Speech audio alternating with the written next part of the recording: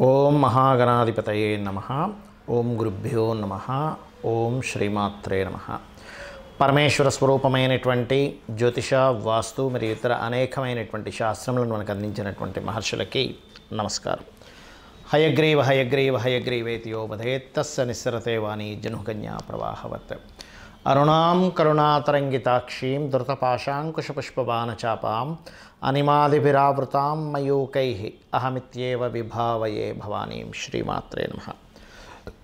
ప్రేక్షకులకి ఆ లలితాంబిక అమ్మవారి యొక్క అనుగ్రహం పరిపూర్ణంగా కలగాలని మనస్ఫూర్తిగా కోరుకుంటూ మనం ఈరోజు చెప్పుకోబోయే టాపిక్ ఏమిటంటే, అందరూ భయపడుతున్నటువంటిది గ్రహం ఏది అంటే శని భగవానుడు. అసలు నిజంగానే భయపడాలా? అసలు శని ఎక్కడ ఉంటే మీ లగ్నరీత్యా అంటే మేషలగ్నం నుంచి మీనలగ్నం వరకు, లేదా మేషరాశి నుంచి మీనరాశి వారి వరకు ఎక్కడ ఉంటే మీకు బాగా కలిసి వస్తుంది శని ద్వారా, ఏ స్థానాల్లో ఉంటే కాస్త ఏ విషయాల పట్ల జాగ్రత్తగా ఉండాలనేటువంటి విషయాలు మనం తెలుసుకుందాం. దాంతోపాటు ఎఫెక్ట్ ఏదైతే ఉంటుందో శని భగవానుడికి ఎఫెక్ట్ కంప్లీట్గా మీకు పాజిటివ్గా జీవితాంతం మీ లైఫ్ లాంగ్ మొత్తం కూడా పాజిటివ్గా రావాలంటే కూడా ఏం చేయాలి అనే విషయాలు కూడా మనం ఇప్పుడు తెలుసుకుందాం. అయితే ఈ విషయాలు చెప్తుంది నేనైనప్పటికీ కూడా చెప్పిస్తుంది సాక్షాత్ లలిత అమ్మవారిగా భావిస్తూ ఒక్కొక్క లగ్నం తెలియని వారు ఒక్కొక్క రాశి నుంచి మనం తెలుసుకుందాం. మకర లగ్నము, మకర రాశి. మకరం వారి కనుక చూసుకుంటే రాశిలో రాశ్యాధిపతి ఉంటే కనుక మంచి వర్కాలిక్ పర్సన్స్ అవుతారు వీళ్ళు. ఎందుకంటే అక్కడి నుంచి దశమ స్థానాన్ని చూస్తాడు కాబట్టి. రెండో అధిపతి రెండులో ఉంటే వ్యాపారాల మూలంగా కలిసి రావడం. మూడులో ఉన్నాడు లగ్న ద్వితీయాధిపతి మూడులో ఉన్నాడు. ఈ లగ్నానికి శుభుడే. మూడులో ఉన్నందుకు కాస్త పరాక్రమాన్ని ఎక్కువ ఇస్తుంటాడు. కాకపోతే ఇక్కడ మూడులో ఉన్నప్పుడు కాస్త క్రియేటివ్, ఎందుకంటే అక్కడ నుంచి శుక్రస్థానాలను చూస్తాడు కాబట్టి క్రియేటివ్ కలిసి రావడం. నాలుగులో ఉంటే మాత్రం కాస్త విద్యా సంబంధించిన విషయంలో డిస్టర్బ్ అవ్వడము, కొంచెం హెల్త్కు చూసుకుంటుండాలి. And at the same time కొద్దిగా ఏదైనా ప్రాపర్టీస్ కొనేటప్పుడు ఖచ్చితంగా చూసుకొని కొనాలి. పంచమంలో ఉన్నప్పుడు కూడా క్రియేటివిటీని ఇస్తాడు. కాకపోతే కాస్త భక్తి మార్గంలో ఎక్కువగా వెళ్ళడం జరుగుతూ ఉంటుంది. ఆరో స్థానంలో కనుక శని ఉన్నట్లయితే వీళ్ళు ఏదైనా కొన్ని వ్యాపారాలు కొంత సీక్రెసీగా మెయింటైన్ చేస్తే బ్రహ్మాండంగా వీళ్ళకి కలిసి రావడం జరుగుతూ ఉంటుంది. కాకపోతే ఇక్కడ ఈ రెండవ అధిపతి ఆ స్థానంలో ఉన్నందుకు వ్యాపారాల మూలంగా ధనయోగం కూడా వస్తూ ఉంటుంది. అదేవిధంగా ఈ సప్తమ స్థానంలో ఉన్నప్పుడు మకర లగ్నానికి సప్తమ స్థానశని ఎక్కడ కూడా లేట్ మ్యారేజ్ని ఇవ్వడు, ఎర్లీ మ్యారేజ్ని ఇస్తాడు. కాకపోతే మ్యారేజ్ విషయంలో కొంత మనస్పర్ధలు చిన్నవి ఇస్తూ ఉంటాయి. బట్ డోంట్ వరీ, అదేం పెద్ద విషయం కాదు. అష్టమ స్థాన శని మాత్రం కొంచెం వీళ్ళకి ఇండైజెషన్ ఇష్యూస్ రావడం ఇట్లాంటివి జరుగుతూ ఉంటాయి. బట్ కొన్ని రీసెర్చెస్, మెడికల్ రిలేటెడ్ రీసెర్చెస్లో బాగా రాణించడం జరుగుతూ ఉంటుంది. భాగ్యస్థానంలో శని ఉన్నప్పుడు హైయర్ ఎడ్యుకేషన్కి బాగా తోడ్పడుతుంది. దశమ శని వృత్తిపరంగా మంచి గ్రోత్ ఇస్తాడు దశమ శని ఎప్పుడు కూడా. కాకపోతే ఉచ్చస్థానంలో ఉన్నాడు. ఒకటే గుర్తుపెట్టుకోండి, ఏ స్థానంలో ఉన్నా కూడా అక్కడ ఆ ప్లానెట్ ఎలా ఉంది ఈజ్ మోస్ట్ ఇంపార్టెంట్. దాని కారకత్వం కానీ దాని తత్వాన్ని కానీ కోల్పోయిందంటే అది ఇవ్వలేదు, గుర్తుపెట్టుకోండి.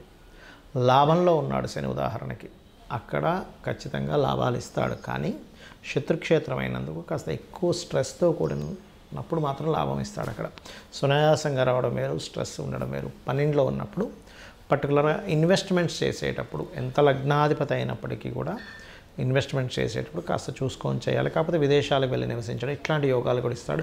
విదేశీ ధనయోగాన్ని కూడా ఇస్తాడు అక్కడ. కాకపోతే మీ జన్మజాతకంలో విదేశీ యోగం ఉందా లేదా, శనిచంద్ర రాహు లేదా గురుచంద్ర రాహు యోగం ఉందా లేదా చూసుకోవాలి.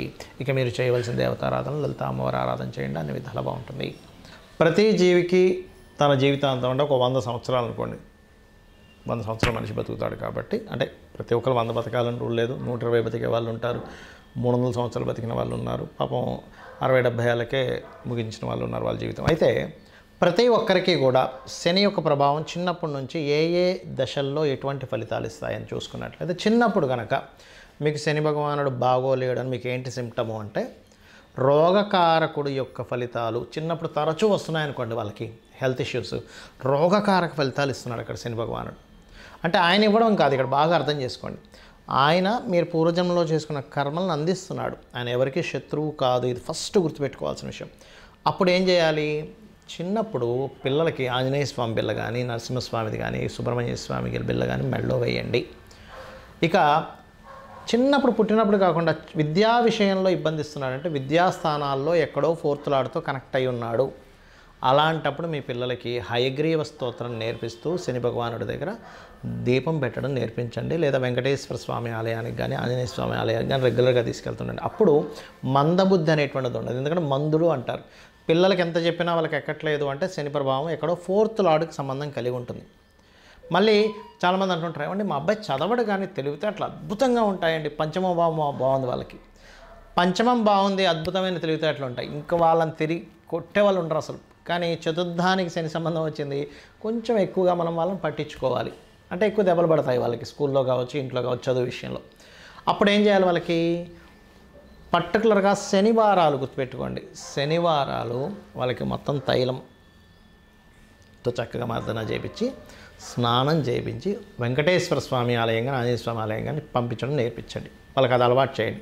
విద్యాకాలంలో అది ఇబ్బంది ఉండదు. ఇక విద్య అయిపోయింది, వివాహ విషయాల్లో ఇబ్బంది వస్తుందంటే సప్తమం ఎక్కడో దెబ్బతింది. శని ద్వారా సప్తమ స్థానం కనెక్ట్ అయ్యింది.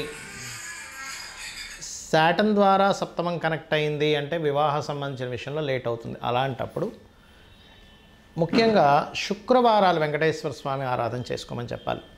లేదండి జాబ్ సంబంధించినటువంటి విషయంలో నాకు ఇబ్బంది అవుతుంది, దశమ స్థానంతో ఎక్కడో కనెక్ట్ అయింది శని భగవానుడు. లేదంటే వ్యాపార సంబంధంగా నాకు చాలా ఇబ్బందులు వస్తున్నాయి, లాభస్థానంతో ఏదో మీ లైఫ్లో మీ 100 years ఆఫ్ లైఫ్లో మీకు లాభస్థానంతో ఎక్కడో కనెక్టివిటీ అయ్యి పాపే అవుతాడు, శుభుడై కాదు.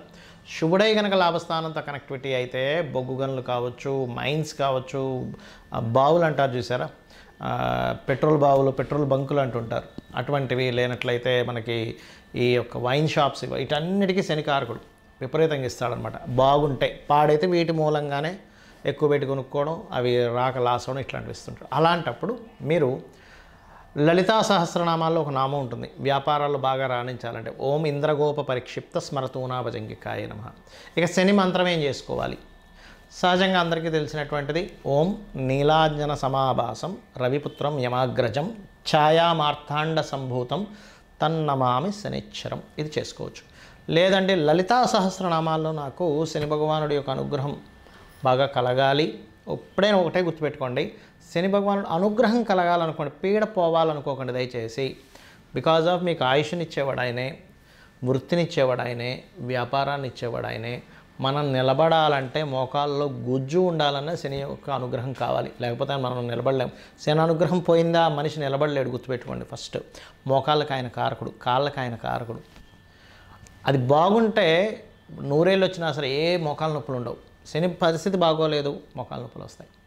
ఇక్కడ ఏంటంటే ఒకటే, స్వామిని యొక్క అనుగ్రహం నా మీద చల్లగా ఉండాలి, నేను పూర్వజంలో చేసిన కర్మ పాపం ఏదో ఉంటుంది, నేను దానికి చింతిస్తున్నాను, నేను ఇంకోసారి అలాంటి పాపాలు చేయకూడదు అనుకుంటున్నానని చెప్పి మనస్ఫూర్తిగా అనుకొని మీరు శని భగవాన్ని ప్రార్థించండి. అప్పుడు ఖచ్చితంగా ఆయన యొక్క అనుగ్రహం ఉంటుంది.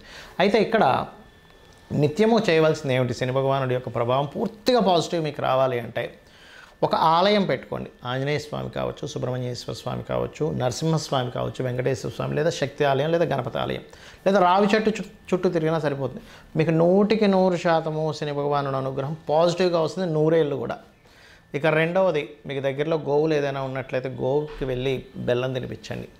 ఇక మూడో విషయం గుర్తుపెట్టుకోండి, మీరు ఎప్పుడైనా సరే శని రాశి మారుతున్నాడు అన్నప్పుడు ఆ సమయంలో దానం ఇచ్చేసేయండి. లేదా మీ జన్మజాతకంలో శని గ్రహం దగ్గరికి ఏదైనా ప్లానెట్ వస్తున్నప్పుడు కూడా ఒక దానం ఇవ్వండి. మీరు చాలా రిజల్ట్ అక్కడ చూస్తారు, మీకు రావాల్సిన ఇబ్బంది అసలు రాదు, గుర్తుపెట్టుకోండి. అదేవిధంగా ఒకటే గుర్తుపెట్టుకోండి, శనికి సంబంధించినటువంటి విషయంలో చాలామంది యంత్రాలు, నవగ్రహ యంత్రాలు ఉంటాయి, శనికి సంబంధించిన యంత్రం కూడా ఉంటుంది. అయితే ఆ యంత్రం మీరు పూజించాలంటే మీకు బీజాక్షరం సంబంధమైనటువంటిది ఉపదేశం ఉండాలి, ఏ నవగ్రహ యంత్రమైనా సరే.